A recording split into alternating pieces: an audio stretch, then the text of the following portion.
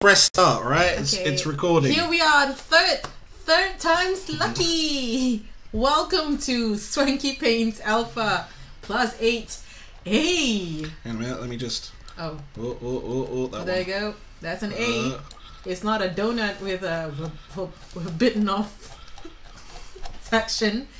It is a capital. It is a small, lowercase a, because that's what happens when you have 3x3 pixels. very tiny pixels to work with.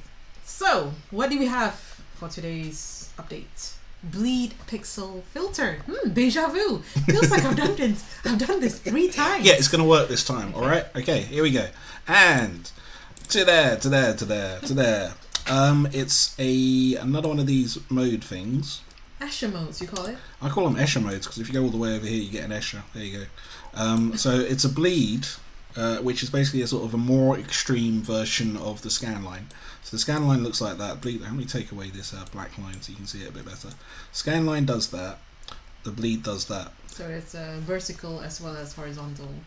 It tries to sort of break the pixel into black lines all the way around it, so it feels a little bit more like a dot.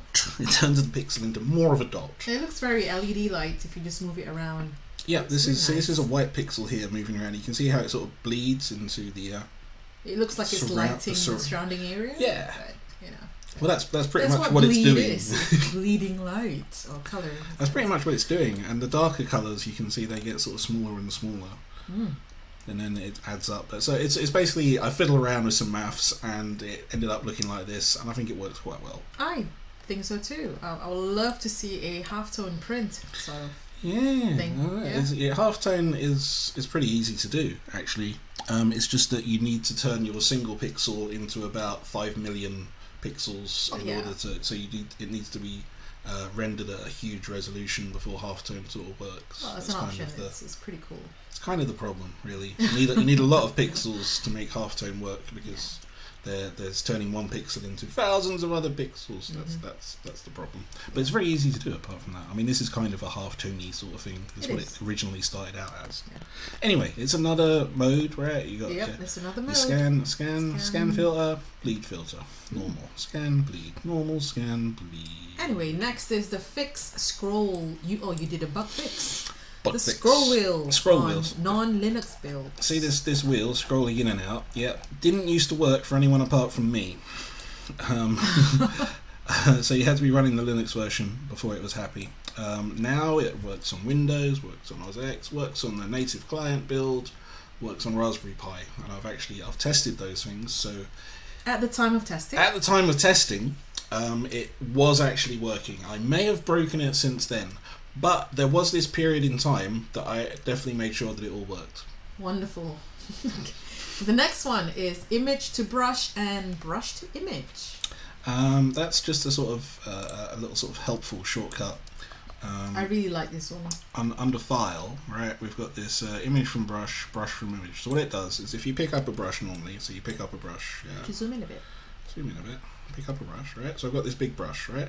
And it's part of the image, obviously. So if I do image from brush, it makes another image out of that brush. And you can see it in your image thing. So it's my original one, and this is one that I've just picked up. And that's what it does. So it takes your brush, turns it into an image, so it saves it, and then you can save it as a normal file or just have it around. So it's a way of doing a crop, I guess, is the best way of describing it. Yeah. It's a magical crop. It's very useful for like cropping thumbnails. If you have a huge file that you work on, which is what I do. I have a huge canvas that I work on, and then I do small little drawings within that canvas. And then if I'm happy with something, what I used to have to do was pick a brush and then make a new image and then cut and paste into that new image. But now all I have to do is pick a brush, pick the area of that image that I like, and then brush from image, and that's pretty much it. Or is it image from brush? Brush to image, that's the one. Yes, and then it's done it for me. So it's a lot faster than all those steps. All I have to do is one tiny step and it's all done. And the other one just does the opposite. Yeah. So if you look at the moment, I've got a brush that's that big. But if I do brush from image, then you see it's as if I'd picked up the entire image as a brush. So it just goes both ways. That's it. It's quite simple. Yeah. Just a little shortcut, kind of useful. Yeah. The next one is image strip from animation for simple flat export. Okay, let's go back to the original thing here. And let's just sort of make a quick animation. So I'll add like 3 frames and I'll just sort of splurge it a bit actually. What's the best thing to do? Let's do one of those. Yeah, so I draw that there on the first frame, and on the second frame I draw that there, and on the third frame I draw that there. So now we've got like... What is that blob of white coming through the dark? Look, it's snow, right? Obviously it's just started snowing and it's just coming past That's the a snowball. Yeah, someone's thrown a snowball.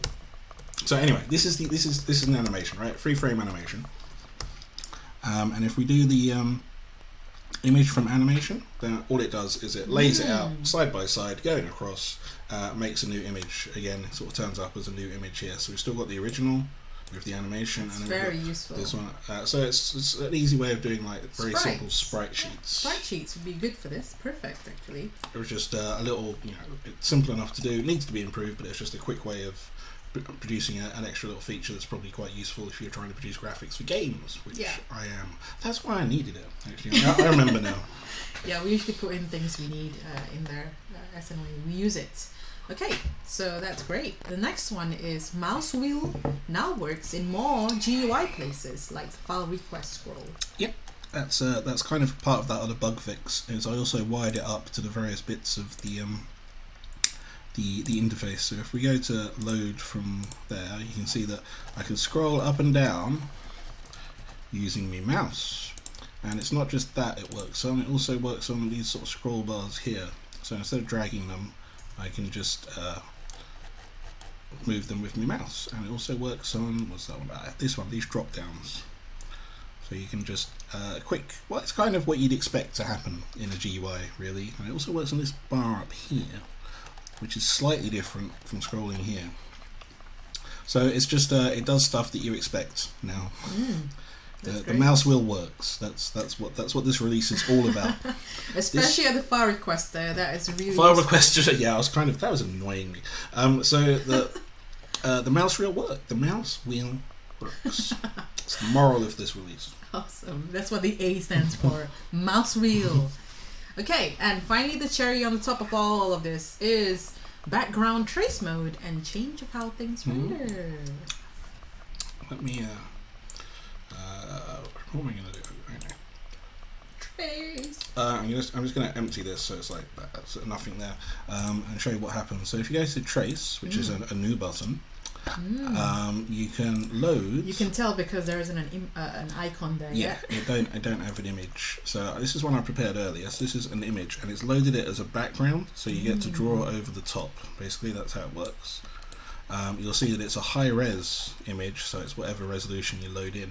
It doesn't do anything else smart. It just stretches it to the width and the height of your current image and uses it as the background. That's you can change the alpha of it too.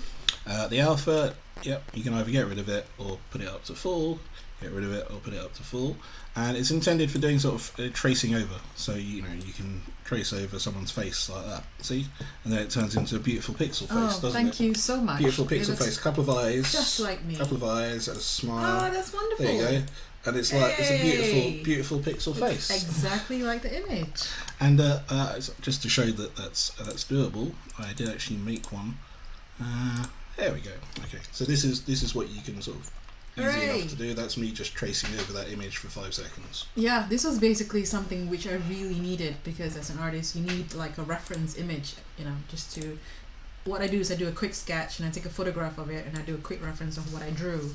So this was really useful for me, but specifically because we have a one of our users, Charlotte. Hi, Charlotte. Hello. Thank you for the request, and so we put it in, and hopefully it does what it should do.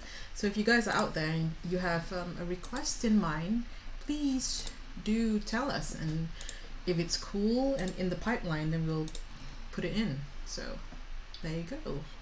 And yeah, I think that's pretty much it. Are his eyes colored? Oh yeah, of course his eyes are coloured. I mean, is it yellow? I think so. That's kind of nondescript colour. It should be glow in the dark.